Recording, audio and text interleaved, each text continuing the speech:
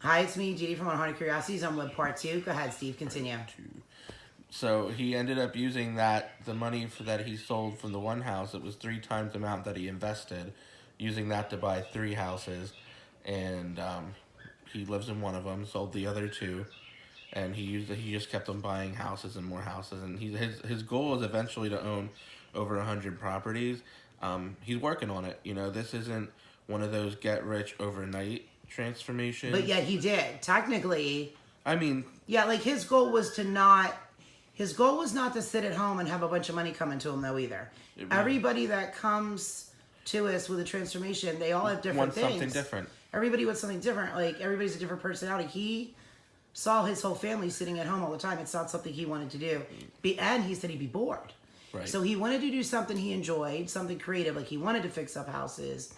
He wanted to put a personal touch to him. He wanted to sell him. He wanted to own him. Because he also wanted something to do. Like he didn't want to sit around because he had wasted so much of his life seeing everybody in his life sit around doing nothing, collecting welfare checks, and he didn't want to do that. He wanted to get out and work for it. He just needed a boost, and that's what he got. And now he needed a jolt. He needed basically the dynamite stick in his butt. Lit up. He needed lit up and to orbit him, and that is exactly what happened. And now he's on a roll. He does not worry financially anymore at all whatsoever. And not only that, but which is important. There's that girl again. He said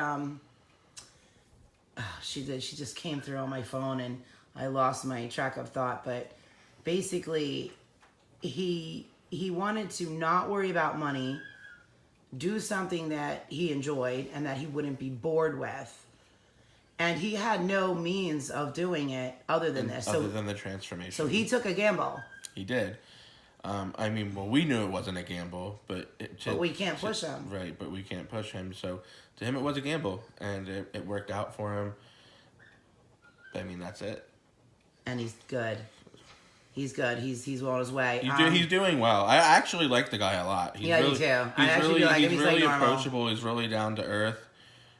He doesn't worry about money anymore. He doesn't worry about money anymore, but he still. Oh wait! Now I know what I wanted to tell him. But he still doesn't act like. Yeah. Now I know what I wanted to tell him.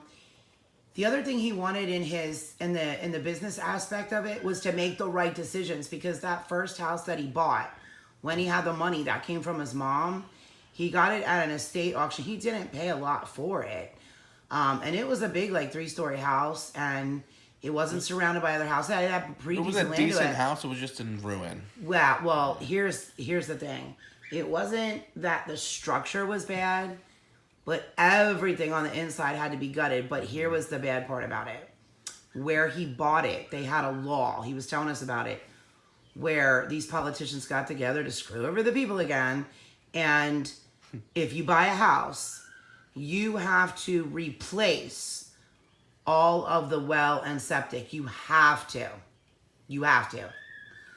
And that's can be anywhere between $30,000 and $40,000. It can be upwards of $60,000. That's crazy. If you have to do both, and you have to get inspected, or they will not let you live there.